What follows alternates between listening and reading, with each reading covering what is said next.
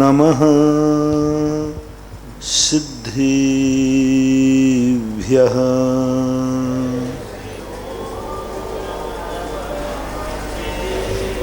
जय श्री ओम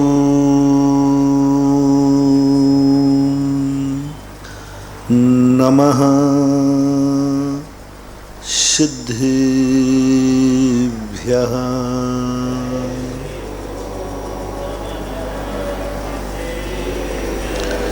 जय श्री ओम नमः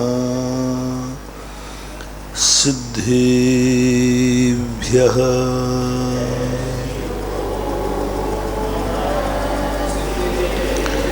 सर्वमंगल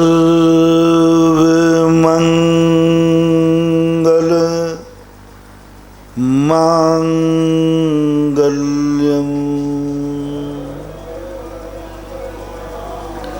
सर्वकल्याणकारकम् प्रधानं सर्वधर्माणां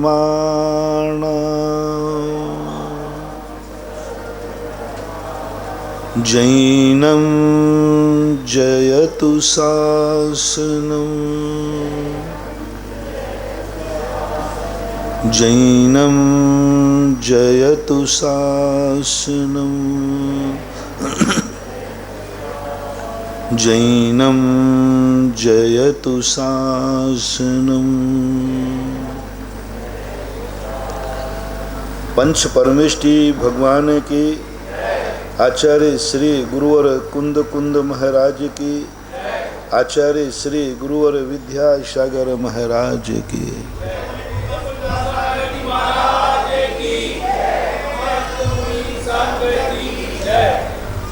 दैनिक प्रवचनों में अपना विषय चल रहा है कि व्यक्ति जिंदगी भर प्रतिदिन अच्छे कार्य करने का प्रयास करता है और अच्छे कार्य वो करता भी है, लेकिन खेद की बात है कि वो अच्छा आदमी नहीं बन पाता। मुनि बनता है, मुनि व्रत पालन करता है, लेकिन कभी कभी मुनित्व का आनंद नहीं ले पाता। घोर तपस्या करता है, लेकिन तपस्या का फल नहीं मिल पाता। इंद्रियों का निग्रह करता है, संयम धारण करता है, किसी जीव की हिंसा नहीं करता, किसी जीव का बुरा नहीं विचारता, परम शुक्ल लेस्या में लीन रहता है, परम शुक्ल लेस्या में लीन रहता है। ऐसे ऐसे मुनिराजों का वर्णन हमने पढ़ा, जो मुनिराज घोर घोर तपस्वी हैं, घोर घोर ऐसी घोर तपस्या करते हैं, मासोपवास करते हैं, जंगलों में रह करके किसी से दुनिया से कोई मतलब नहीं रखते, परिवार से तो बहुत दूर रहा, जन संपर्क भी नहीं करते। कभी प्राणी संयम की बात आ जाए तो वे मर सकते हैं, लेकिन किसी जीव की कभी हिंसा नहीं करते, कभी नहीं करते। और उनका ज्ञान इतना ऊंचा रहता है, इतना ऊंचा ज्ञान रहता है कि इस ज्ञान की ऊंचाइयों तक बड़े बड़े मुनिराज भी नहीं पहुंच पाते। ऐसे मुनियों के प्रति भी जैन दर्शन ने कह दिया, जरूरी नहीं कि यह मुनि हो। उपवास कर रहा है इसलिए मुनि है, केशलोंच कर रहा है इसलिए मुनि है, इंद्रियों का निग्रह कर रहा है इसलिए मुनि है, अच्छे प्रवचन दे रहा है इसलिए मुनि है, जगत का कल्याण कर रहा है इसलिए मुनि है, 28 मूल गुणों को निर्दोष पालन कर रहा है, तो भी कह दिया गारंटी नहीं है कि ये मुनि है। गजब, बहुत बड़ी बात कही। निर्दोष शरिया पालन कर रहा, परम सुख लेस्या में लीन है, लेकिन मुनित्व का आनंद आ जाए ये कोई नियम नहीं है। बहुत बड़ी बात। तुम्हारे संबंध में भी कहा कि तुम इतनी भक्ति करते हो भगवान की कि भगवान के लिए तुम शीश काट के चढ़ा सकते हो, इतने परम भक्त हो। आज भी हैं, दुनिया में भी है। आज भी लोग अपने बेटों की बलि चढ़ा देते हैं भगवान के नाम पर, देवियों के नाम पर। सदा से रहे। क्या है जिंदगी? भगवान के लिए जिंदगी मिटाने में अपनी जिंदगी को तुच्छ समझता है। भगवान के लिए यदि जिंदगी की जरूरत पड़े तो हम देने को तैयार हैं। ऐसे भक्त भी आज और सदा से थे। ऐसे लोग भी हैं जो मुनियों के लिए कट्टर मुनि भक्त हैं, मुनियों के प्रति मर सकते हैं, मुनियों की बुराई नहीं सुन सकते। मुनि को जरूरत पड़ जाए तो अपनी जिंदगी समर्पित कर दे। ऐसे भी मुनि भक्त हैं और कोई पाप नहीं करते, सप्त व्यसनों से रहित हैं, बिना अभिषेक पूजन के पानी भी नहीं पीते, एक भी व्यसन नहीं, एक भी दुर्गुण नहीं, जीवन में कभी अनीति अन्याय किया नहीं, इंद्रियों के प्रति पूर्ण अपने आप में मर्यादित हैं, व्यापार धंधे में भी न्याय प्रिय हैं, तो भी धर्मात्मा का सर्टिफिकेट मिल जाए ये कोई नियम नहीं है। विगत 1 हफ्ते से अपन इसी पर चर्चा कर रहे हैं। हम बहुत उथले में तैर रहे हैं। हम जिसे धर्म मान रहे हैं ये धर्म नहीं है, धर्म तक पहुंचने की सीढ़ी है, रास्ता है। मैं मुनिवत को धर्म मान लूं, यही हमारी भूल है। मैं 28 मूल गुणों को धर्म मान लूं, यही मेरी भूल है। मैं जो कुछ भी चर्या करता हूं, उपवास को धर्म मान लूं, यही भूल है।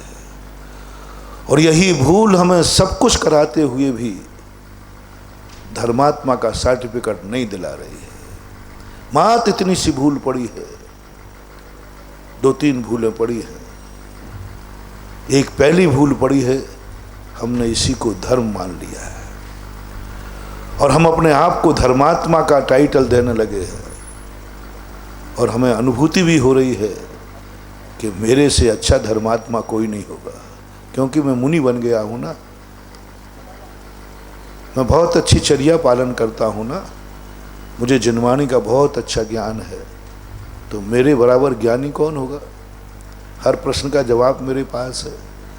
और मैं अपनी चर्या में कभी दोष लगाते ही नहीं, निर्दोष चर्या, जो भगवान की गुरु की आज्ञा है वो पालन कर रहा हूं।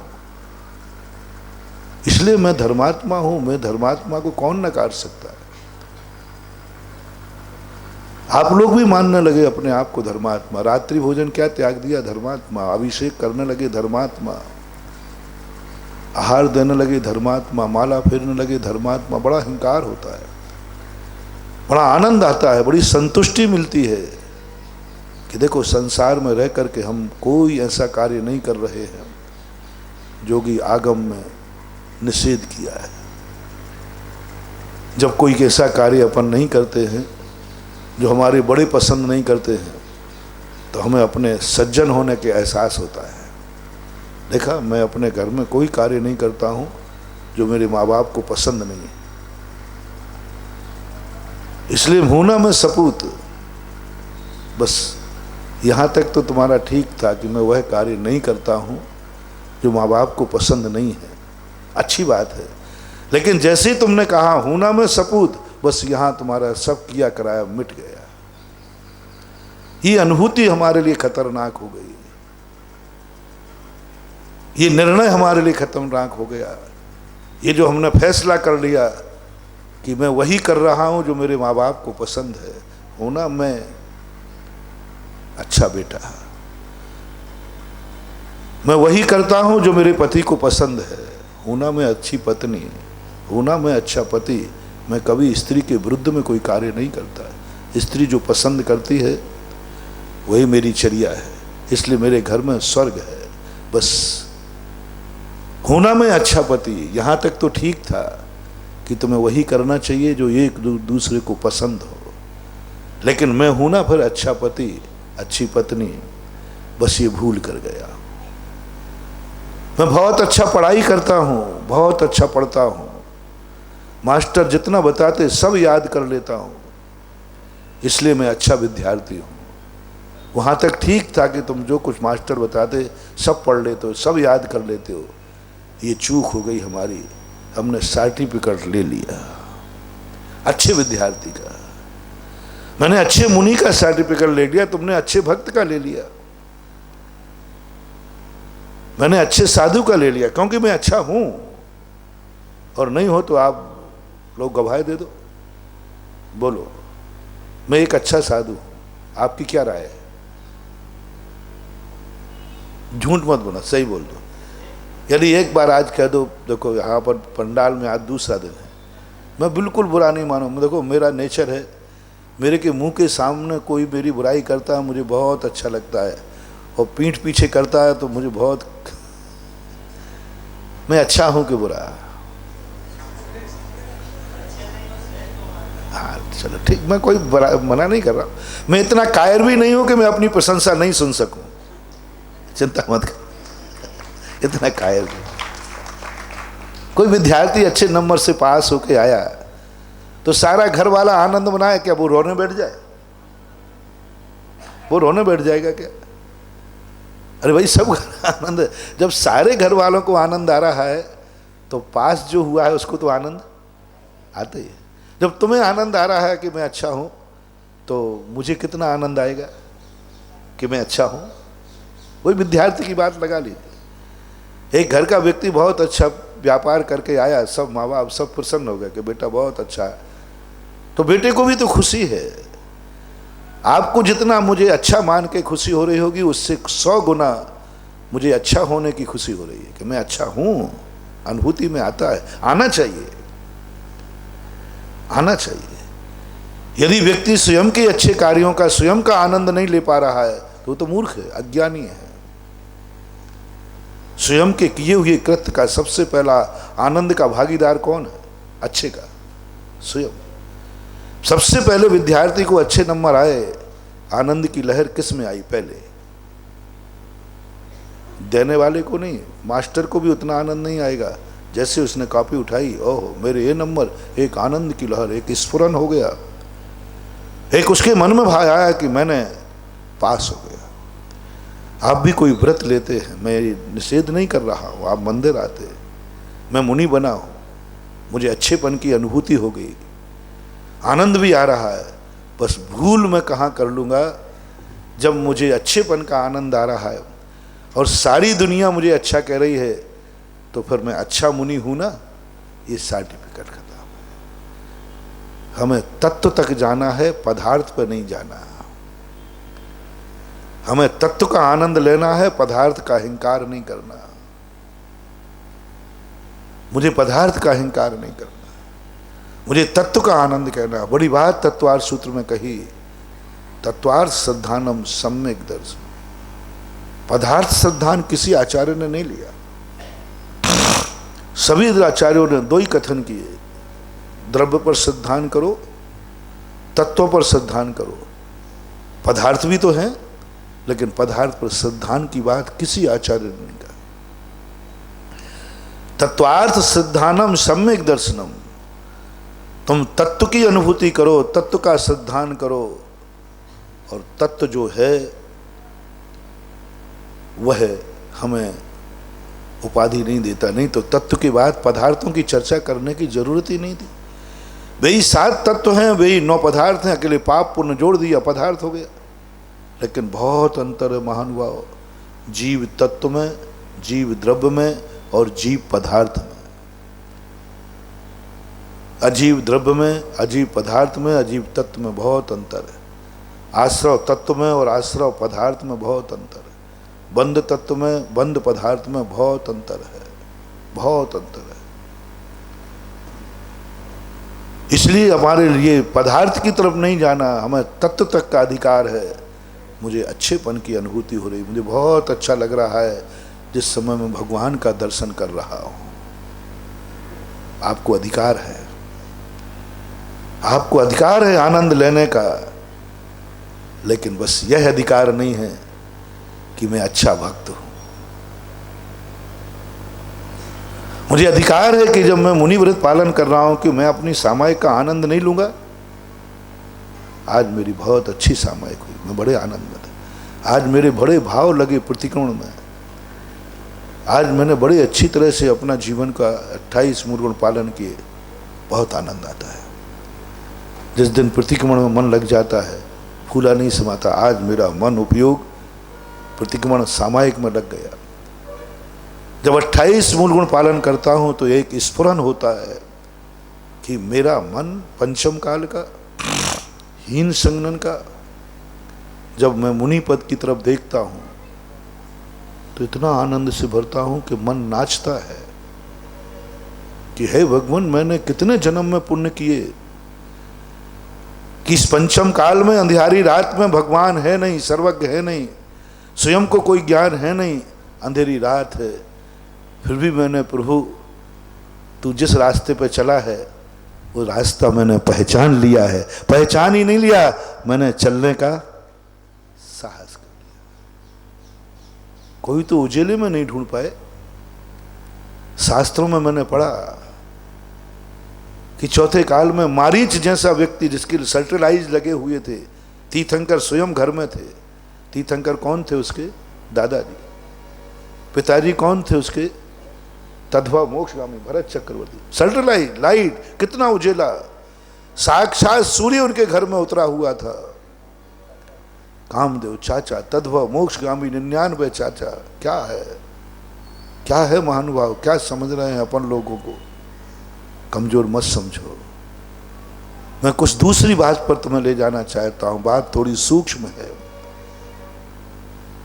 देखो कितना बड़ा तीर्थंकर साक्षात सूर्य है, और सूर्य आकाश से उतर करके, लोग कहते हैं आकाश का सूर्य आकाश में है, लेकिन मोक्ष मार्ग का सूर्य तो घर में ही था ना।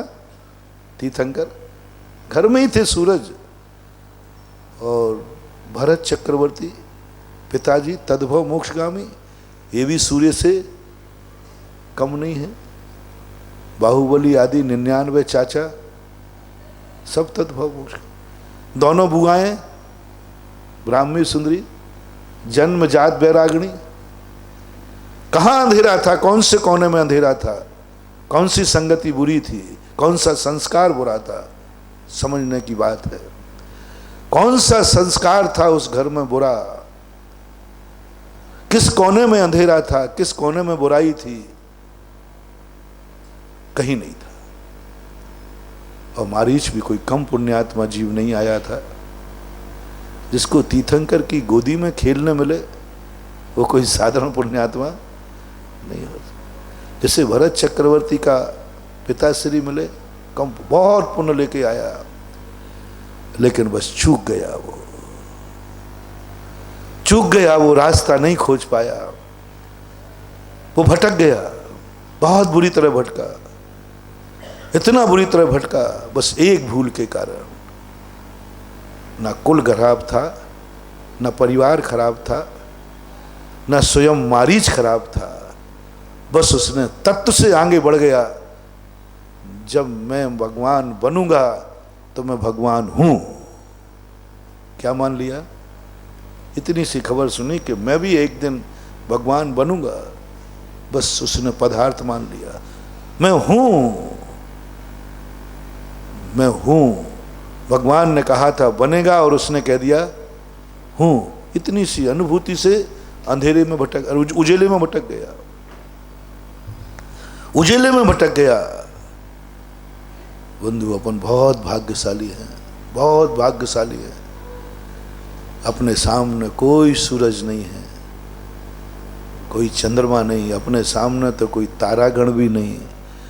सामान्य मुनिराजों के पास भी रिद्धि सिद्धि संपन्नता कुछ भी नहीं है, एक अंधियारी रात में जी रहे हैं। लेकिन गर्व है कि मारीच जैसे चौथे काल में लोग उजेले में भटक गए, रास्ता नहीं पहचान पाए, और अपन लोगों ने अंधेरे में महावीर का रास्ता पहचान लिया और जान लिया। आज अपना सिद्धांत बहुत बड़ा। इसी बात को लेकर आचार्यों ने लिखा कि पंचम काल के जीव अपने आप को ज्यादा हीन मत मानो। यदि तुम्हारा परिणाम, तुम्हारी नीति सच्ची है, तुम तत्वज्ञानी हो और तत्व की अनुभूति कर रहे हो, तो तुम जिन परिणामों से चौथे काल में हजारों वर्षों से कर्म की निर्जरा होती है, यदि वही परिणाम पंचम काल में आ जाए तो एक क्षण मात्र में उतने पाप कर्म की निर्जरा कर सकता है। क्योंकि ये अंधियारी रात में साक्षात भगवान को देख करके भगवान कह दिया, ये कोई विशुद्धि की बात नहीं है। लेकिन हमें पाषाण में भगवान दिख जाए, कितनी बड़ी विशुद्धि है। इसलिए सम्यक दर्शन में कारण जिनेंद्र देव नहीं है। सम्यक दर्शन में कारण जिनेंद्र देव का दर्शन से सम्यक दर्शन नहीं होता। किसी आगम में नहीं मिला मुझे जिनेंद्र भगवान के दर्शन में, क्योंकि उसमें क्या विशुद्धि आएगी। भगवान है तो है, अभी दिन है तो है, उसमें क्या विशुद्धि है। सामने बैठा है भगवान, सारे लक्षण दिख रहे हैं, उसको भगवान कहने में ज्यादा विशुद्धि नहीं आती। इसलिए जिनेंद्र भगवान से सम्यक दर्शन नहीं होता। आज तक कोई भी आगम में नहीं मिला कि जिनेंद्र भगवान के दर्शन करने से सम्यक दर्शन होता है। लेकिन सभी आगम एक मत कहते हैं, जिन बिंब से सम्यक दर्शन होता है। जिन बिंब से, जिन बिंब की इतनी बड़ी महिमा गा दी, जिनेंद्र भगवान को पीछे कर दिया। सम्यक दर्शन में कारण जिनेंद्र का बिंब है, क्योंकि इसकी विशुद्धि बड़ी है। आंखें कह रही हैं पाषाण है, शिल्पी कह रहा है मैंने बनाया है, सारा विज्ञान की प्रयोगशाला कह रही है पाषाण से ज्यादा कुछ नहीं है, और भक्त कह रहा है मुझे साक्षात भगवान दिख रहा है। वैष्णव दर्शन में आता ना कि हिरण्याकश्यप ने पूछा कि तेरे भगवान कहाँ हैं? बोले भगवान जहां देखो वहां है। बोले इस खंबे में है? बोले है। देखो बहुत बड़ी बात कही, शिक्षा लेना। बोले है। बोले कहाँ है? शिल्पी इधर आओ, इस खंबे में तुमने भगवान बैठा ले थे? बोले नहीं। अब उसको तो चाहिए था बहाना। बोले देख प्रहलाद, यदि इस खंबे में भगवान नहीं निकला तो तेरे गर्दन काट दी जाएगी। बोले सवाल ही नहीं था, मैं तो जहां देख रहा हूं वहां भगवान है। मुझे तो सब जगह भगवान दिख रहा है, खम्भे में दिख रहा। पापा पापा, उस समय कुछ और कहते होंगे, अभी पापा बोलते हैं, पिताजी बोलते होंगे, जो भी बोलते हैं पिता। जो आप में भी भगवान दिख रहा है। गजब गजब कर दिया, आप में भी भगवान दिख रहा है। तो फिर मुझे भगवान मानना नहीं, तुमने भगवान के किवाड़ बंद कर रखे हैं, इसलिए मैं तुम्हें नमस्कार नहीं करूंगा। लेकिन भगवान दिख रहा है मुझे। जैसे सैटेलाइट से या कोई यंत्रों से जमीन के अंदर की वस्तु दिख जाती है, ऐसे ही सम्यक दृष्टि को दिखता है। लेकिन वो इसलिए नमस्कार नहीं कर सकता क्योंकि अपन ने किवाड़ बंद रखे। बोले पापा आप में भी दिख रहा है, मुझे जहां देख रहा हूं वहां दिख रहा है। अच्छा, तो हिरण्याकश्यप ने अपने आप को तो नहीं चिढ़वाया कि बता कहां दिख रहा है। उन्होंने कहा खम्भे में दिख रहा है। बोले दिख रहा है, तोड़ दिया। बोलो क्या निकला था उस कहानी से? शिक्षा। जो भक्त देख रहा था वो निकला कि जो शिल्पी ने बनाया था वो निकला। बस बंधु यही है सबसे बड़ी विषय। अपने आप को दुर्भाग्यशाली मत मानो। पंचम काल में जितना अतिशय अपने पास है, चौथे काल में साक्षात तीर्थंकर के पास भी अतिशय नहीं है। अतिशय नहीं है।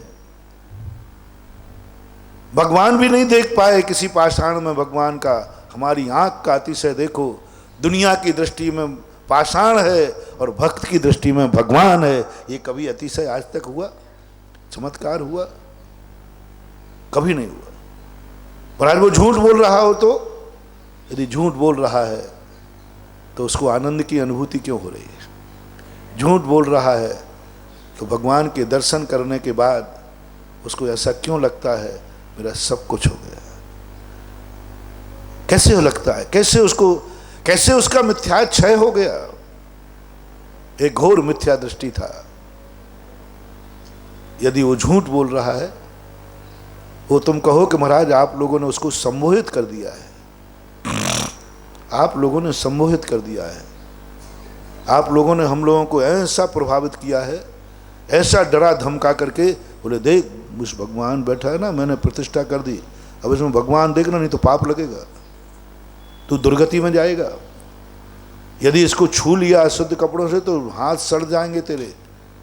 ये आप लोगों ने डरा धमका दिया है और आप लोगों के पर मैं विश्वास करता हूँ, इसलिए हम मूर्ति के प्रति नहीं कह सकते कि भगवान है। ये लगा सकता कोई वैज्ञानिक, कोई आधुनिक नास्तिक कह सकता है कि सम्मोहन है ये, तुम्हें गुरुओं ने सम्मोहित कर दिया है कि तुम इसको भगवान मानना, लेकिन भगवान हो नहीं सकता। मैं भी इस तर्क के सामने हिल गया था एक बार, मैं भी तर्क के सामने हिल गया था एक बार। मैंने की बात तो सही है, कहीं मैं संमोहित तो नहीं हूँ गुरुओं से, मेरा गुरु का मोह ही मुझे कहीं इस ओर तो नहीं ले जा रहा है कि ये भगवान हैं, कहीं हिप्नोटिज्म तो नहीं हो गया, क्योंकि मैंने गुरु के प्रति मेरा बहुत राग भाव हो गया है, और जिसके प्रति राग भाव हो जाए उसकी बात कभी झूठी नहीं लगती। जिसको अपन बहुत चाहते हो, बहुत चाहते हो, वो झूठ भी बोल देगा तो एक बसर अपन क्या समझेंगे? सही है, क्योंकि हम चाहते। तो मैं आचार्य को इतना चाहता हूं, कुंद को इतना चाहता हूं, इसलिए उनकी बात हमें झूठी नहीं लगती। कहीं सही में हम सम्मोहन तो नहीं है? डर गया और बहुत वर्षों तक ये बात गूंजती रही। आज के तर्कशील व्यक्ति किसी का दिमाग सुधार नहीं सकते, किसी का दिमाग बिगाड़ सकते, ऐसे तर्क रखते उनके पास। आज का विद्वान वर्ग भी यही कर रहा है। क्या रखा है सब उपवास में, क्या रखा है तपस्या में, क्या रखा है इस अभिषेक पूजन में? उसकी एलर्जी हो गई। वो कहते कुछ नहीं है, बताओ क्या है? एक लोटा डाला भगवान को और बोले ये शक्ति में, ये 2 बूंद गंधोदक में संसार के समस्त सुखों को देने की शक्ति है, दुखों को काटने की शक्ति है, मुक्ति भुक्ति दातार। आज के बच्चे के सामने जैसे करते हो, कहता बात सही कह रहा है, बात सही कह रहा है। मेरे 2 प्रसंग याद आ गए, कैसे बिगाड़ते। मैंने जब शुरू में क्षुल्लक दीक्षा ली, एक संस्मरण है, अभी रामटेक में आचार्य जी के सामने प्रवचन में सुनाया था, याद आ गया आज भी। एक व्यक्ति, मेरी दीक्षा हुई, हमारी 5 लोगों की 6 लोगों की दीक्षा थी, क्षमा सागर जी, गुप्ती सागर सब लोग थे। तो एक पंडित जी थे, पहले के परिचित थे, वो आए दीक्षा के बिल्कुल 1 दिन पहले ही वो आए, बोले महाराज जी आपकी दीक्षा हो गई? अब मैं स्तब्ध रह गया कि दीक्षा हो गई। मैंने कि पंडित जी दिख नहीं रही। नहीं महाराज आपसे पूछ रहा हूं हो गई क्या? अब मैंने कहा ये पंडित है, कलाकार है। मैंने कहा पंडित जी आपको नहीं दिख रही क्या? बोले हमारी आंखों से मत पूछो, आप बताओ हो गई क्या, और आपने दीक्षा ले ली क्या? मैंने कहा हो गई दीक्षा और ले ली, कल ही हुई है और कल ली है। बोले क्या पाया क्या खोया, कैसा लग रहा है, कैसा लग रहा है? मैंने कैसा लग रहा है? बहुत अच्छा लग रहा है। तो अच्छा किस बात का लग रहा है? क्या नया मिला यहां? अच्छा किस बात का था? कल तुमके पहले तुम्हारे पास क्या नहीं था और आज क्या मिल गया, ये बताओ। अब मैं उस समय बिल्कुल बुद्धू चंद था, कुछ ज्यादा ज्ञान था नहीं। मैंने कहा पंडित जी इसमें मिलने और नहीं मिलने का कोई धंधा पानी थोड़ी कर रहा हूं, कि क्या घाटा लगा, क्या फायदा हुआ, बस दीक्षा ली। उन्होंने कहा कि बोलो नया क्या है। वहाँ किसकी आज्ञा में चलते थे? परिवार की। यहाँ गुरु की आज्ञा। वहाँ किसका डर रहता था कि कोई बात बिना पूछे नहीं। यहाँ किसका डर है? मात स्थान बदला है, पिता के स्थान पर गुरु आए हैं, कोई अंतर नहीं है। एक बाप को छोड़कर दूसरा बाप मान लिया है, बस कोई अंतर नहीं है। यहां भी तुम हर चीज उनसे पूछते हो, हर चीज उनकी डर है। आज उनके संरक्षण में हो तुम अपनी सुरक्षा कैसे मानते हो? मेरे गुरु बैठा है तो घर में बालक किसकी सुरक्षा मानता है? बोले मम्मी पापा है ना। 15 मिनट के अंदर मेरा ऐसा दिमाग खराब किया कि मेरे मन में विकल्प आ गया कि अपन ने गलत नंबर डायल कर लिया। सामायिक में मन नहीं लगा, वही गूंजता रहा, वही गूंजता रहा। 1:30 बजे पूज्यवर गुरुदेव द्रव्य संग्रह की क्लास लिया करते थे। हम प्रश्न किए, हमने यही सब प्रश्न जो पंडित जी कह गए थे सारे। महाराज जी, माँ बाप को छोड़कर गुरु को अपनाना, इसमें क्या अंतर है? माँ बाप की आज्ञा में चलना, गुरु की आज्ञा में चलना, माँ बाप का बंधन, गुरु का बंधन, माँ बाप का संरक्षण, गुरु का संरक्षण। वहाँ घर में बैठे थे, यहाँ मंदिर में बैठे हैं, दीवालें तो वही है ना। वहाँ भी मर्यादा थी, यहाँ भी मर्यादा है। वहाँ भी लोक लाज थी, यहाँ भी लोक लाज है।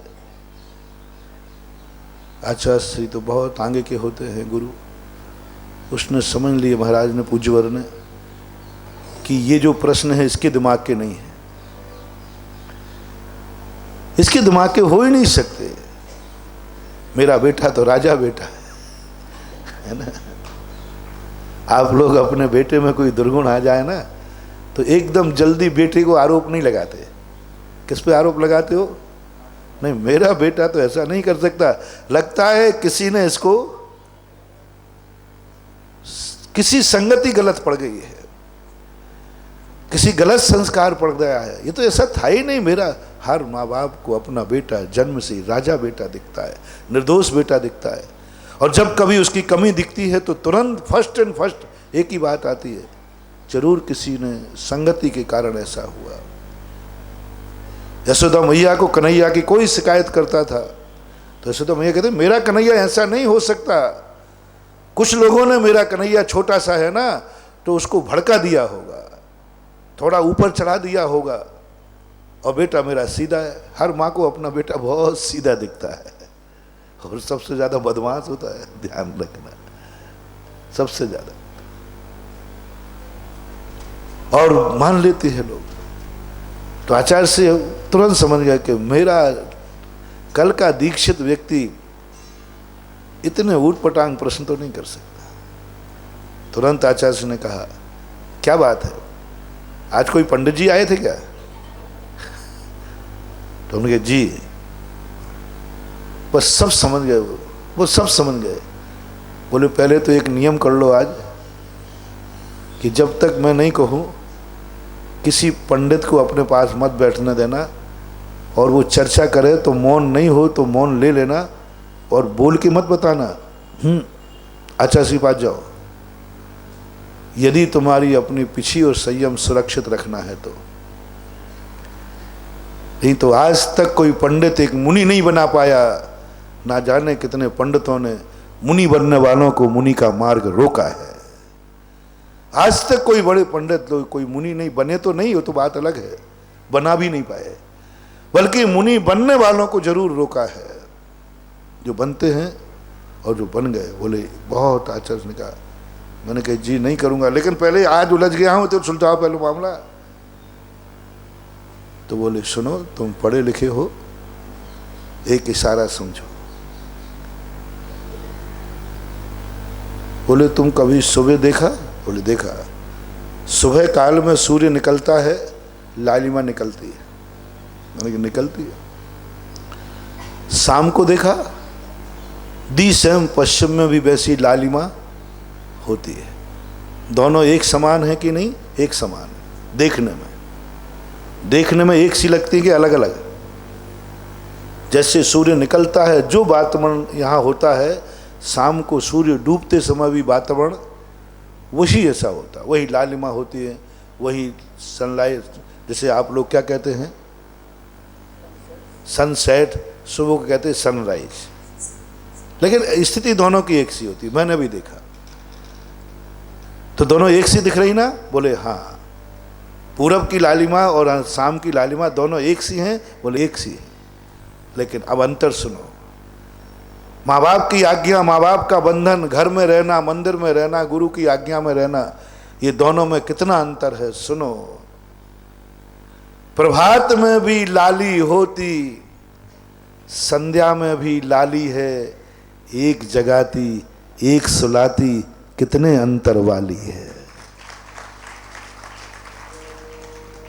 एक जगाती, प्रभात काल की लाली जगाती है, व्यक्ति को निर्भय करती है, व्यक्ति उठता है, बोले चलो सुबह, और प्रातः काल की लालिमा को लोग मांगलिक मानते, शुभ मानते हैं, और संध्या, और उसके बाद प्रकाश मिलता है, सूर्य मिलता है, और संध्या में भी लाली होती। लेकिन जैसे जैसे संध्या की लालिमा होती है, लोग बाहर होते तो भागते हैं, चलो जल्दी पहुंचो, रात हो जाएगी। संध्या की लालिमा डरा रही है, संध्या काल की लालिमा अशुभ है, संध्या काल की लालिमा के बाद अंधेरा आना है। बस संसार के परिवार का मोह संध्या काल की लालिमा के समान है, जो अंधेरे की तरफ ले जा रहा है, और गुरु का मोह, गुरु का वंदन, गुरु का संरक्षण और मंदिर में बैठना प्रभात काल की लालिमा के समान है, जो प्रकाश देने वाला है। बस उस दिन मुझे गुरु पर गर्व हुआ, इतना गर्व दीक्षा मिलने पर नहीं हुआ, इतना गर्व नहीं हुआ। दीक्षा ली, इतना गर्व हुआ, इतना गर्व हुआ कि आंखें झलझला आईं, और उस दिन मुझे अनुभूति हुई, मैं ऐसे गुरु को पाकर धन्य हो गया। इतनी अनुभूति, इतना आनंद, 2 मिनट में अंधकार छला दिया, पूरी सामायिक निकाल दी। 2-2.5 घंटे में उथल फूल करता रहा, 2 घंटे तड़प गया, मन विकलित हो गया। 2 मिनट में गुरु, 2 मिनट लगे, ओनली 2 मिनट में सारा अंधकार, और ऐसे लगा कि मुझे गुरु नहीं मिला है, साक्षात भगवान मिला है। और इतनी उपलब्धि, मैं समझता हूं कि शायद दीक्षा के समय में सम्यक दृष्टि था कि नहीं, मुझे तत्व के श्रद्धान था कि नहीं, लेकिन दूसरे दिन जो गुरु ने मुझे समाधान किया, उसके आनंद को जरूर मैं कह सकता हूं कि मैंने जैन धर्म को समझ लिया, जैन धर्म समझ में आ गया।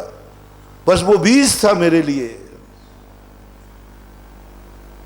वो बीज आज तक है कि दुनिया का कैसा भी तर्क आ जाए, लेकिन मेरे मन को आंदोलित नहीं कर पाता, विकलित नहीं कर पाता, मेरे श्रद्धान को नहीं डिगा पाता, क्योंकि गुरु ने दूसरे दिन ऐसा बीज बो दिया, जो ऐसा अटैक करा, ऐसा धारण हुआ, मैंने कि बस इससे ज़्यादा आपको समझ में आ रहा ना दोनों? ये तो अपने अनुभव की बात है, कोई बड़े पुराणों की बात है तो नहीं, ये तो अनुभव में आ रहा है। संध्या काल की लालिमा के बाद अंधेरा आएगा कि उजेला? अंधेरा। डर आएगा कि निर्भयता? डर आएगा। उसके रात के बाद पापी लोगों की शक्ति जागेगी कि पुण्यात्माओं की? अंधेरे में पापी लोगों की शक्ति जागती है, पापी जागृत होता है, और प्रभात काल की लालिमा में पापी सोता है, साधु जागता है।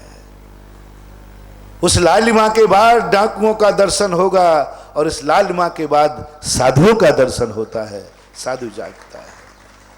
उस लालिमा के बाद लोग मंदिर से भागकर घर में छुपते हैं, और इस लालिमा में घर से निकलकर मंदिर में आते हैं। शाम को अपन दर्शन करके भगवान का प्यारा घर छोड़कर घर के अंधकार में जाकर छुप जाते हैं, और प्रातः काल होते ही उस घर के मोह माया जाल से छूट करके आर्यपुत्र को मंदिर जाने का भाव आता है। शाम की लालिमा मंदिर छुड़ाती है, और प्रातः की लालिमा मंदिर को ले जाती है, ले जाती है। चलो मंदिर चलना, सुबह हो गया, चलो प्रवचन सुनना है, सुबह हो गया। जो कुछ भी अपन करते हैं, भारतीय लोग हैं, बहुत बड़ी चीज है। महानुभाव, बहुत बड़ी तत्व की दृष्टि समझना है क्या है। मैंने सोचा कि कहीं ये भगवानों का दर्शन जो हमें कराया जा रहा है, मंदिरों में मूर्तियों को देख के मन विकलित हो गया। धर्म के प्रति नहीं, धर्म तो श्रद्धान में आ गया, धर्म तो श्रद्धान में आ गया था, लेकिन मूर्ति समझ में नहीं आई। और मूर्ति का तर्क जो तुम लोगों ने दिया, तुम्हारे पढ़े लिखों ने दिया कि मूर्ति में है क्या, इसको भगवान मान रहे हो। इससे अच्छे हैं वो स्थानकवासी, इससे अच्छे हैं वो श्वेतांबरों में भी हैं स्नातक जो होते हैं स्थानकवासी, वो मूर्ति को नहीं मानते। बोले कोई भगवान है, पथरा है। मैंने कहा ये ठीक है, सही है, सही तो है, जबरदस्ती थोपा जा रहा है कि कहो ये भगवान है। एक मात महाराज ने पर्दा डाला और कह दिया मैंने भगवान है, सिमराज में भगवान मानो। अरे आज तक मुर्दे में कभी भगवान जीव आया है? आज कभी पथरा में भगवान कैसे आ सकता है? जिस दिन मुर्दे में जीव आ जाएगा उसी दिन पाषाण की मूर्ति में भगवान आ जाएगा। ये धारणा मैंने बना ली। और एक तर्क ने, एक कुतर्क ने ऐसा कर दिया, और आज के विज्ञान ने ऐसा कर दिया। वर्षों तक ये मन एक लोक रूढ़ी बन करके, एक लोक राज के कारण गुरु आज्ञा मान करके भगवान को नमस्कार कर लेता था, लेकिन आनंद की लहर नहीं आती थी। जब सतखंडागम की वासना चल रही थी, उस समय मूर्ति का प्रसंग निकला, और ऐसे प्रसंग आए वहां पर कि तुम्हें तो हिप्नोटिज्म किया गया, तुम्हें तो गुरु ने बता दिया गया, तुम्हें तो शास्त्रों ने बताया। इंद्रभूति को सबसे पहले मानस्तंभ का दर्शन हुआ, कोई उपदेश नहीं था उसके पास, मिथ्या दृष्टि था, घोर मिथ्या दृष्टि था। कोई उपदेश नहीं सुना था, कोई गुरु ने थोपा नहीं था, उसके माँ बाप ने भी नहीं थोपा था। आप तो अपने बच्चों को क्या कह देते हैं, ये भगवान बैठे, थोपते, संस्कारित करते। इंद्रभूति गौतम गणधर के लिए तो किसी ने थोपा भी नहीं था, किसी ने कहा भी नहीं था। वो तो वेदों को, मूर्ति को मानता भी नहीं था। वो तो अरूपी अदृश्य, क्योंकि वेदों में मूर्ति का कहीं कोई वर्णन नहीं है। वो तो जानते ही नहीं था कि मूर्ति कोई चीज होती है। और ना कोई ने थोपा था, माँ बाप ने थोपा नहीं था, माँ बाप के संस्कार थे नहीं, परिवार जाति के संस्कार थे नहीं, भगवान का उपदेश कभी सुना नहीं था, गुरु कभी उसे मिले नहीं थे। एकाएक मानस्तंभ के सामने जागते ही वो क्यों ठिठक गया, क्यों स्तब्ध हो गया, क्यों उसको लगा कि मेरा अंधेरा दूर हो रहा है, प्रकाश आ रहा है, प्रकाश आ रहा है। वासना के बाद हम लोगों ने आचार्य से चर्चा की। मैंने कहा महाराज ये कैसे हुआ, ये कैसे हुआ, किसने बताया कि ये भगवान है, किसने कहा कि ये वीतरागी है, किसने कहा कि यही देव है, और कैसे उसका अंधकार दूर हो गया। कोई उपदेश नहीं था, निसर्गज था, स्वाभाविक। किसी ने कहा नहीं था कि भगवान, इंद्र ने नहीं कहा था कि गए गौतम ये जो मानस्तंभ में बैठे ना यही भगवान है, नहीं कहा। वो तो अंदर ले जा रहे थे, और वो एकदम ठिठक गया। बोले इंद्रभूति कहते हैं इंद्र से, बोले आप अंदर आइए, महावीर अंदर है। बोले रुको इंद्र, मुझे यहाँ ऐसा लग रहा है कि मेरे जन्म जन्म का अंधकार दूर हो रहा है। मैं आज तक गलत नंबर डायल करता रहा, मैं आज तक अलग प्रभु शक्ति मानता रहा, आज तक मैं कुछ अलग करता रहा। मुझे ऐसा लग रहा है इस मूर्ति को देखकर सच्चा स्वरूप यही है, यही तत्व है, यही सृष्टि है, यही स्वरूप है, यही भगवान है, यही सब कुछ है। मेरे अंदर एक प्रकाश जाग रहा है, और मेरे अंदर एक ऐसा आनंद की अनुभूति जाग रही है जो ऐसा आनंद मुझे आज तक कभी, आनंद में तो था, दुखी नहीं था। मिथ्या दृष्टि ऐसा नहीं कि दुखी होता हो, लेकिन एक अलौकिक आनंद। तब सौधर्मेंद्र कहता है इंद्रभूति ये तो अभी झांकी है। और इंद्रभूति तुरंत कहता है, जो अपन लोग भजन गाते ना, तेरी प्रतिमा इतनी सुंदर तू कितना जिसकी मूर्ति ने मिथ्यात्व का भंजन कर दिया, जिसकी मूर्ति ने ऐसा प्रकाश दे दिया अनादि काल का, अनादि मिथ्या दृष्टि को ऐसा प्रकाश दे दिया, और वो आनंद से भर गया। वो कह रहा रुको, पहले यही आनंद ले लेने दो, यही आनंद ले लेने दो। इंद्रभूति कहता है कि आप अंदर तो आइए। बोले नहीं, पहले यही आनंद मुझे अलौकिक दिख रहा है।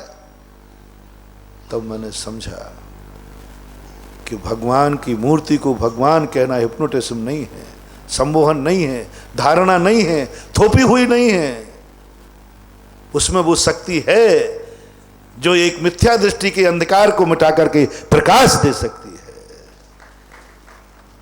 जब वो कह रहा है मुझे प्रकाश दिख रहा है, अब मैं कैसे नकारूं? हाँ, लाइट में प्रकाश दिख रहा है, ठीक है। अंधेरे में कह रहा है कि मुझे दिख रहा है प्रकाश है, मुझे दिख रहा है कि सच्चा स्वरूप ये है, सच्चा भगवान यही है। बोलो, इंद्रभूति ने भगवान को देखने के बाद सच्चा भगवान माना था कि मानस्तंभ को देख के ही सच्चा भगवान मान लिया था? आगम बोलो, आगम, शास्त्र प्रमाण है। भगवान के अंदर जाके भगवान को सच्चा नहीं माना। उसने तो सच्चा देव अरहंत होता है, वीतरागी होता है, यही मुद्रा सच्चे देव की है, यह तो उसने मानस्तंभ में ही स्वीकार कर लिया था। मान गलत हुआ भगवान को देख करके, मूर्ति को देखकर। क्या वो मान गलत करने आया था? मानी बनने आया था। मैं महावीर को हराऊंगा, मैं ज्ञानी हूं, मेरे सामने लगते कहां। मान गलत करने नहीं आया था, मान बढ़ाने आया था। यदि उस मूर्ति में दम नहीं होती, शक्ति नहीं होती, उसमें भगवत्ता नहीं होती, तो प्रत्यक्ष देख रहा है कि इंद्रभूति का मान गलत हो गया। अपन लोगों का नहीं, अपन लोग तो श्रद्धा से भरे हुए हैं। मैं अपना और आपका उदाहरण पेश नहीं कर रहा हूं।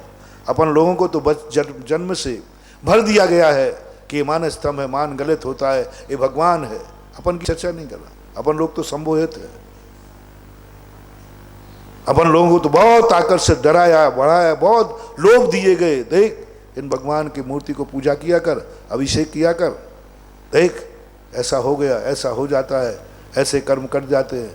हमने खूब विज्ञापन किया शांति धारा का। तुमने कहा महाराज जी कर लूंगा, कल कर रहा हूं ना, कर रहा हूं ना।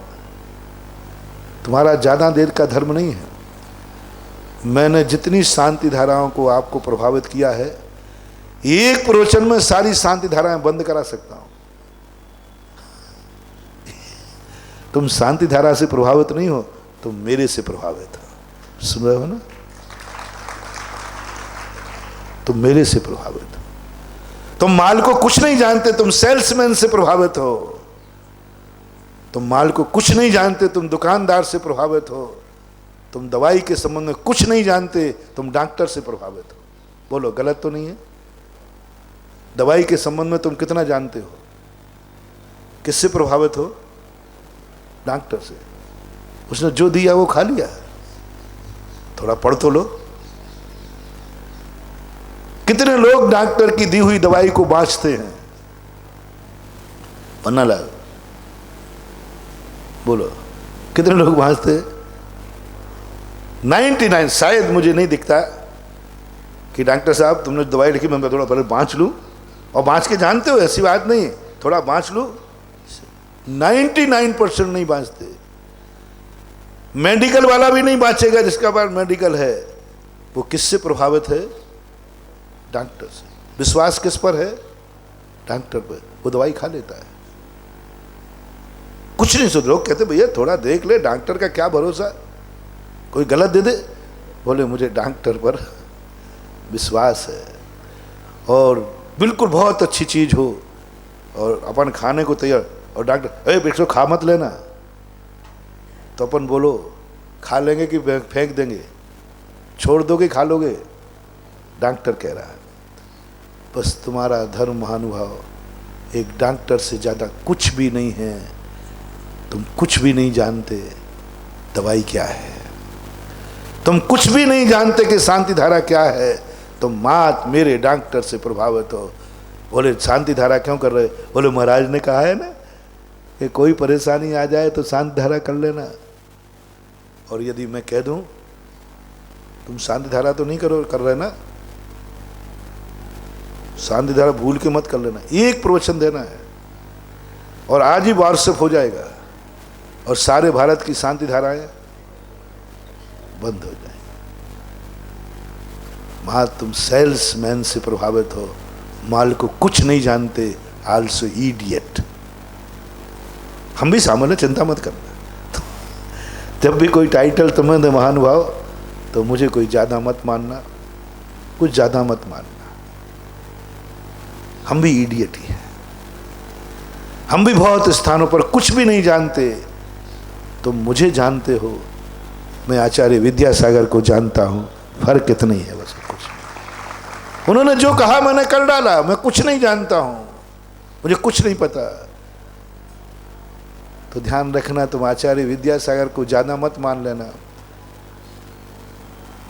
वो भी कुछ नहीं जानते। उनको ज्ञान सागर महाराज ने कहा तो उन्होंने कर डाला। ज्ञान सागर महाराज को कुछ मत जानना, शांति सागर ने कहा तो कर डाला। और शांति सागर महाराज को कुछ मत मानना, उन्होंने कुंद कुंद ने जो कहा सो कर डाला। कुंद कुंद को ज्यादा ज्ञानी मत मानना, गणधर ने जो कहा सो कर डाला। और गणधर को भी ज्यादा मत मानना, तीर्थंकर ने कहा सो कर डाला। सब डॉक्टर को जान रहे हैं, वस्तु स्वरूप किसी को पता नहीं है। कौन जानता है 6 द्रव्य 7 तत्वों को? किसने देखा है कि सिद्धालय है? और ध्यान रखना, भगवान तो वे बाद में बने हैं, वे भी जब मुनि बने थे तो 6 द्रव्य 7 तत्वों को भगवान भी नहीं जानते, मुनि बन गए।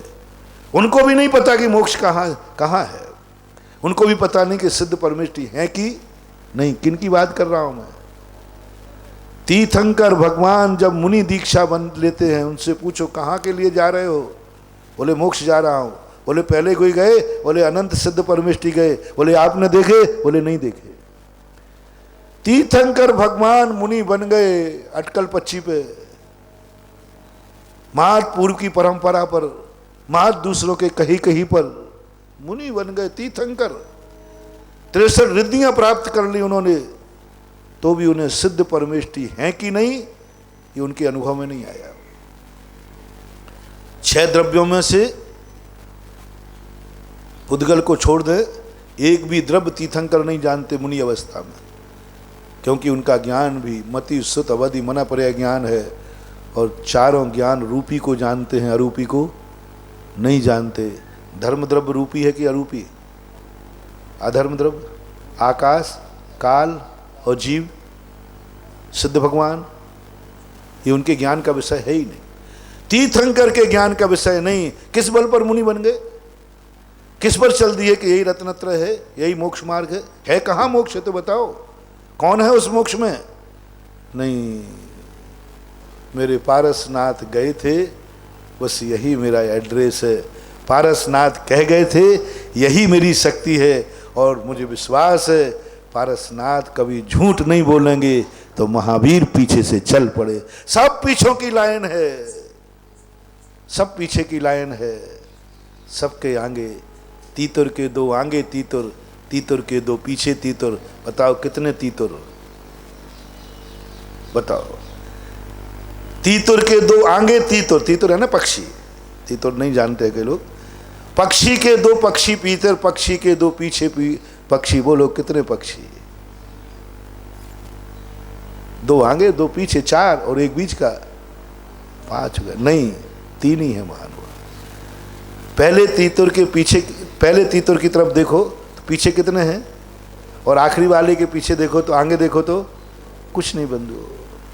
आगे देखो तो हम पीछे हैं, और पीछे देखो तो पीछे लाइन लगी हुई है। आगे अनंत जा चुके हैं और पीछे अनंत आने वाले हैं। कोई फर्क नहीं पड़ने वाला, बस एक चल रहा है। मां डॉक्टर को जानते हैं। हम 2 मिनट के अंदर अपना सिद्धांत खत्म कर सकते हैं। थोड़े सा तर्क कोई कह दे। मैं एक उदाहरण देता हूं तुम्हें। एक व्यक्ति था, और आप लोग अपनी जिंदगी में घटा लेना, मेरी जिंदगी में तो बहुत बार घटा है, बहुत बार घटा। अब घटना बंद हो गया है, क्योंकि अब मुझे पहचानने में आने लगा है कि तर्क क्या है और कुतर्क क्या है। पहले कुतर्क को ही तर्क मान लेता था, अब पहचान में आने लगा है कि नहीं, वचनों को मत देखो, वक्ता की प्रमाणता देखो। पूज्यवर वीरसेन स्वामी ने बहुत बड़ा एक थर्मामीटर अपन को दिया कि तुम वचनों की तरफ देखोगे तो उलझ जाओगे। एक पापी तुम्हें ऐसा तर्क दे करके धर्म मार्ग से हटा देगा। तुम वचनों को मत देखना, वक्ता को देखना। तुम दवाई को मत देखना, डॉक्टर को देखना। दवाई को, तुम तत्व को मत देखना, तत्व कहने वाले को देखना। बहुत बड़ी बात दी। वक्ता को मत, वक्ता को देखना, वक्ता प्रमाणिक है कि नहीं। तुम्हें यह नहीं देखना है कि डॉक्टर क्या दे रहा है, तुम्हें यह देखना डॉक्टर कौन है। पूज्यवर कुंद कुंद भगवान ने एक बहुत बड़ी बात कही पूज्य समय सार जी में कि तुम्हें जहर से भी तुम्हें परहेज नहीं है। बहुत बड़ी बात। सारी दुनिया कहती है जहर छोड़ना, जहर नहीं खाना, उनको कहते नहीं, जहर का त्याग नहीं करना, जहर का त्याग नहीं करना। ये नियम मत दे देना किसी को कि जहर नहीं खाएंगे। मैंने तो आज तक दिया नहीं, अभी जब से कुंद कुंद को पढ़ा है। आप लोगों का जहर खाने का त्याग है कि नहीं है, पूछो। जहर जहर जहर, वही जहर जो तुम, पॉइजन, पॉइजन। जहर खाने का त्याग है या नहीं है? त्याग है तो तुम मरोगे। अब तुम मरोगे, अब तुम्हें कोई बचा नहीं सकता। जहर खाने का त्याग का निषेध किया पूज्यवर कुंद कुंद स्वामी ने कि तुम अपनी जिंदगी में कभी जहर का त्याग मत कर देना। क्यों? क्योंकि जहर भी एक औषधि है।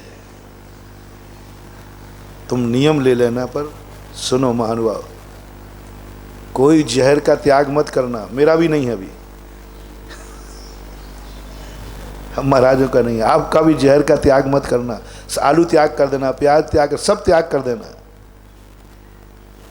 सब त्याग कर देना, लेकिन महानुभाव जहर का त्याग मत करना। बस एक नियम जरूर ले लेना, जहर का त्याग करना जरूरी नहीं है, जहर वैद्य के हाथ से लेना है।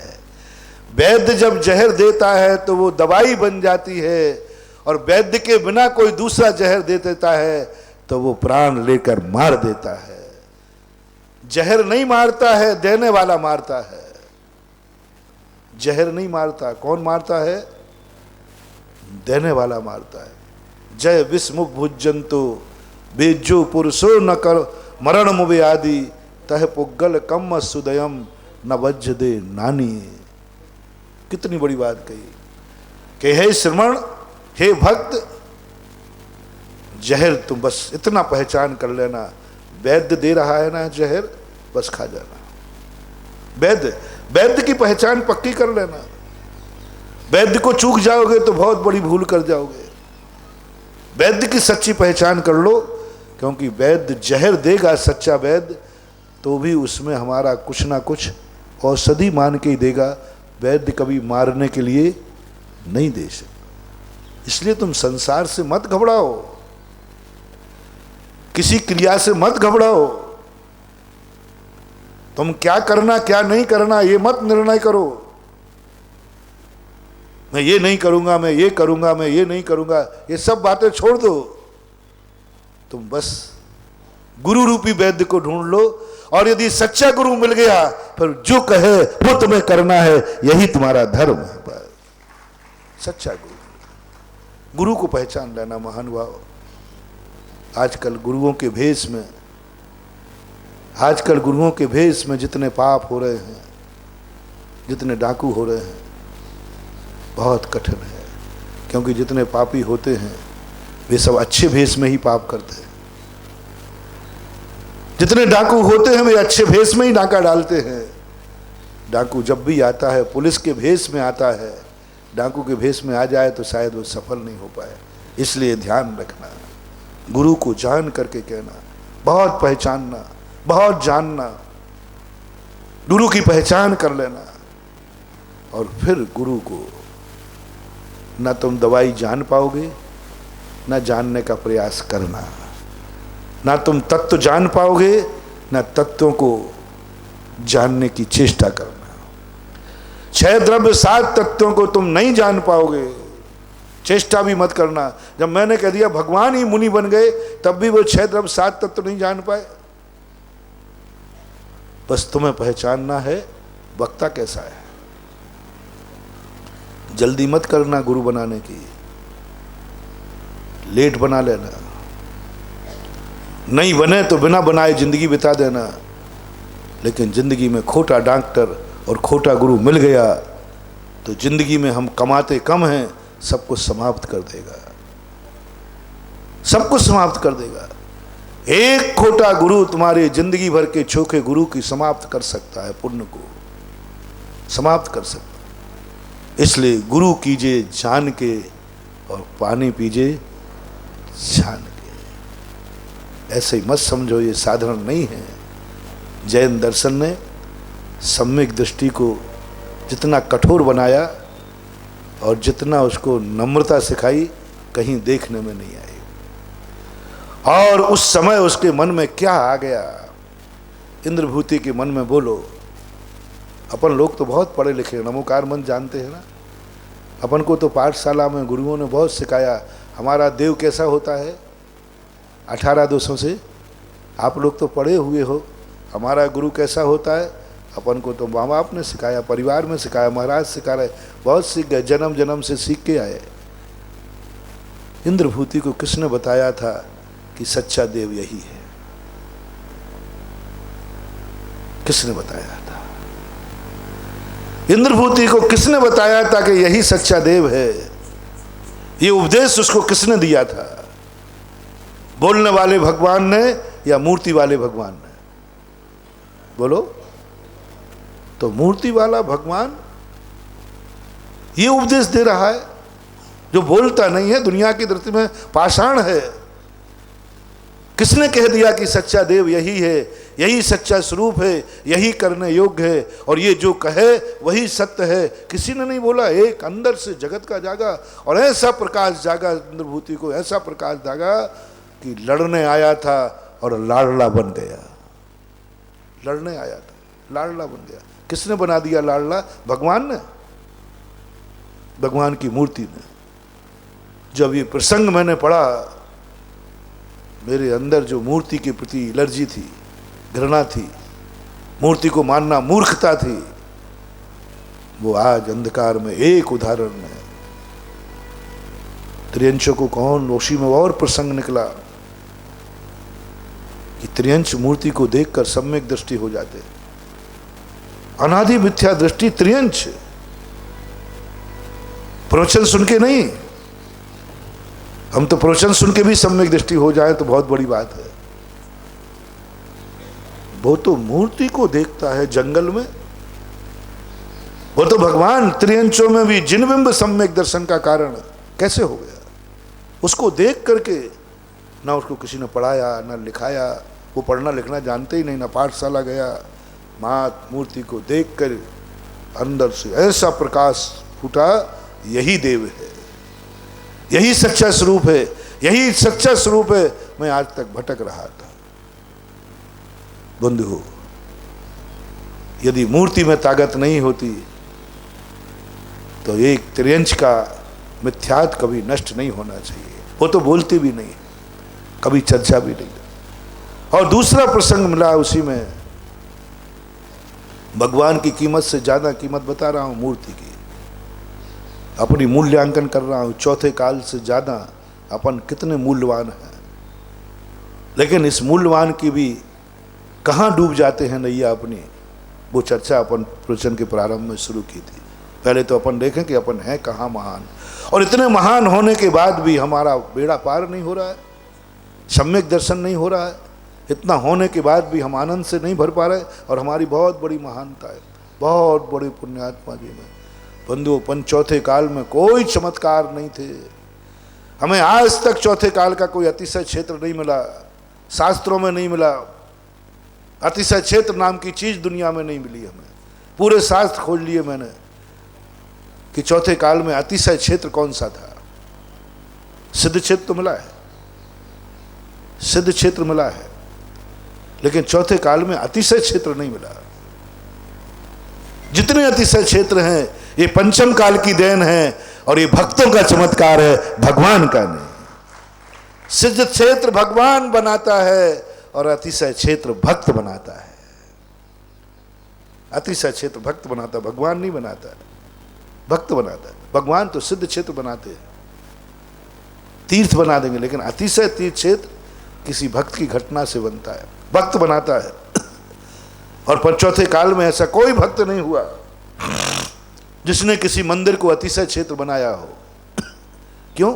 उसकी विशुद्धि नहीं होती। उनके सामने साक्षात भगवान बैठे। मैं आपसे पूछता हूं, आपके पिताजी साक्षात सामने बैठे हो तो आपका आकर्षण पिताजी के प्रति रहेगा कि पिताजी की फोटो के प्रति? बोलो, फोटो के प्रति आकर्षण नहीं होगा, आपको विशुद्धि नहीं आएगी, फोटो का सम्मान करने का भाव नहीं आएगा, क्योंकि आपके पिताजी सामने बैठे हैं। और पिताजी सामने बैठे हैं तो आप फोटो के पैर पड़ेंगे कि पिताजी के? माला पहनाना है तो पिताजी को पहनाएंगे कि फोटो को? अब देखना, उसी फोटो की कीमत देखना। पिताजी मर गए, अब किसके सामने दीपक जला रहे, किसके सामने पैर पड़ रहे, किसके सामने माला चढ़ा रहे? अब वो फोटो कैसी लगने लगी? बोलो, झूठ मत बोलना। पिताजी के मरने के बाद पिताजी की फोटो पिताजी से भी ज्यादा, पिताजी से भी ज्यादा, ना जाने कितने बेटों ने अपने पिताजी को कभी माला नहीं पहनाई होगी और मरने के बाद उसकी फोटो को माला पहनाते हुए देखे जाते हैं। देखे जाते कि नहीं? बोलो ना थोड़ा। जिंदा में नहीं पहना कभी, और मरने के बाद माला। आज तक कभी दीप नहीं जलाया होगा। उस फोटो के प्रति इतनी श्रद्धा बढ़ जाती है कि साक्षात पिता के प्रति भी उतना सम्मान नहीं था जितना कि उनके मरने के बाद फोटो के प्रति सम्मान हो जाता है। बस यही दशा अपनी लोगों की है।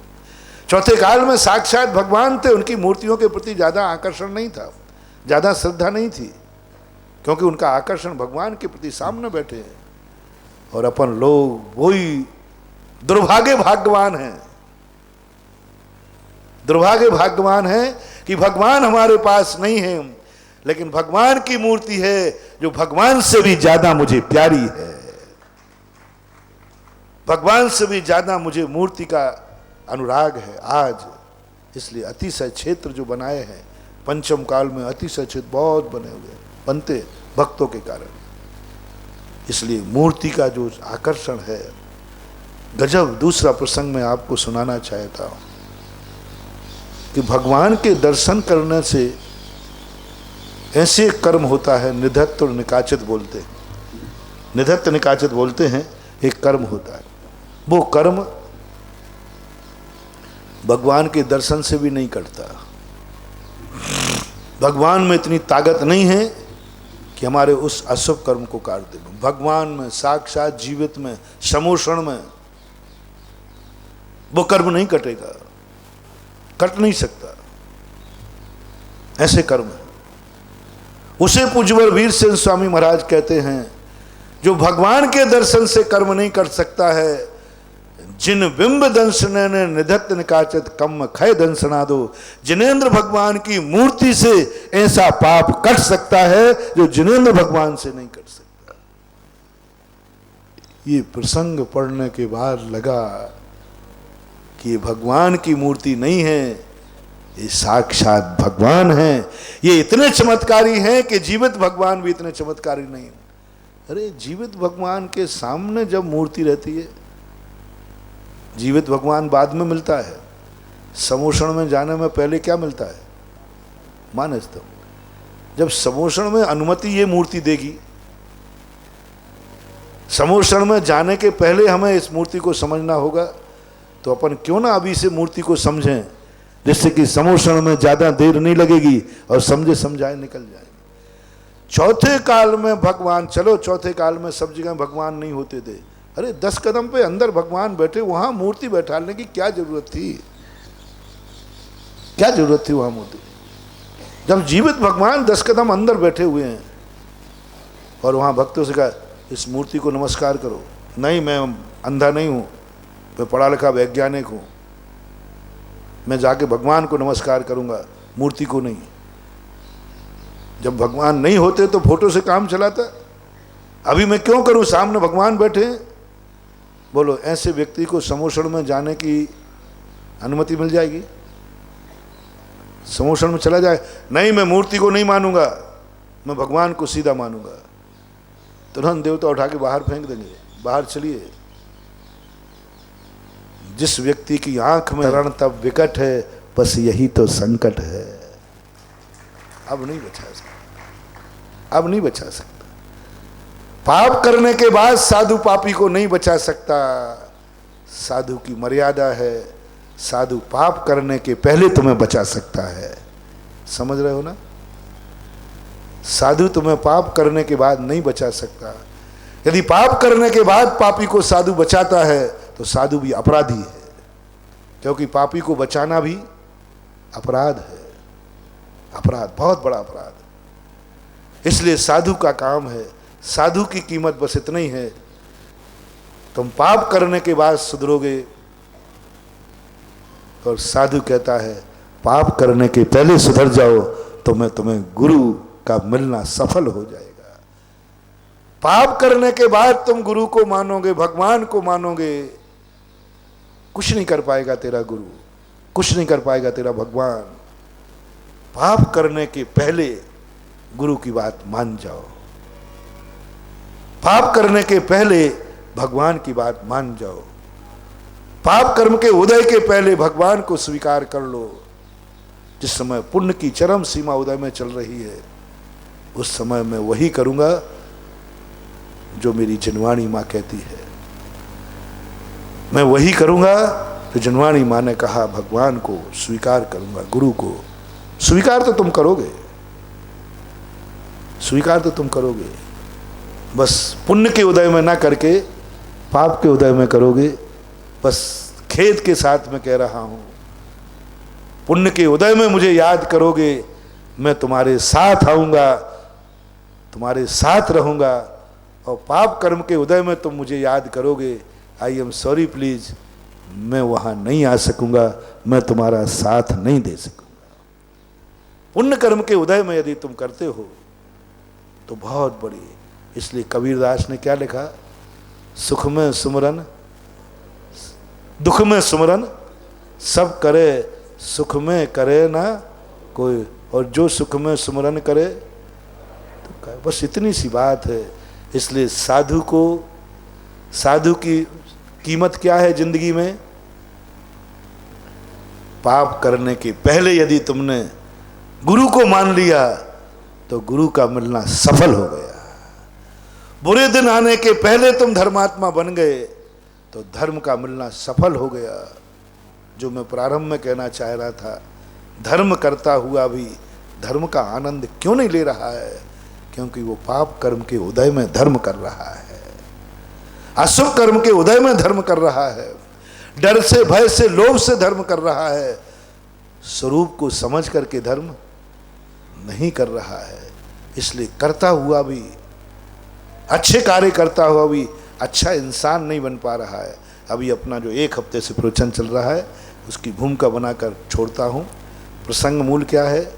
अच्छे कार्य करता हुआ भी अच्छा आदमी नहीं बन पा रहा है, मुनि बन करके भी मुनि का आनंद नहीं ले पा रहा है, भक्त बन करके भी भक्त नहीं बन पा रहा है, माला फेर रहा है लेकिन माला का आनंद नहीं आ रहा है, भोजन कर रहा है लेकिन भोजन का स्वाद नहीं आ रहा है, आंख से देख रहा है फिर भी कलर का निर्णय नहीं कर पा रहा है, कानों से सुन रहा है लेकिन कौन सुना रहा है ये निर्णय नहीं कर पा रहा है, खा रहा है भोजन, कभी कभी ऐसा होता है कि नहीं, भोजन खा रहा है लेकिन स्वाद नहीं आ रहा है।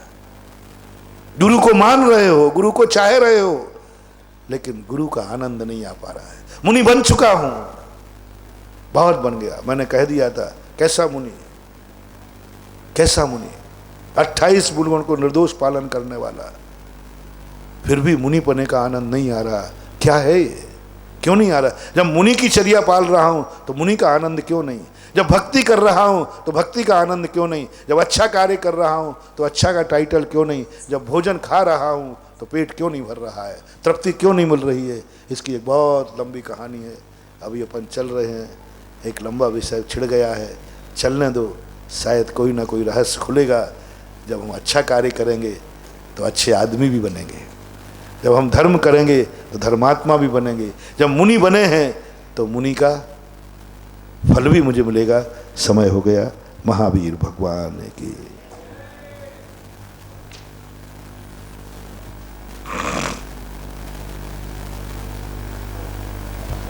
हेलो, बोले मुनि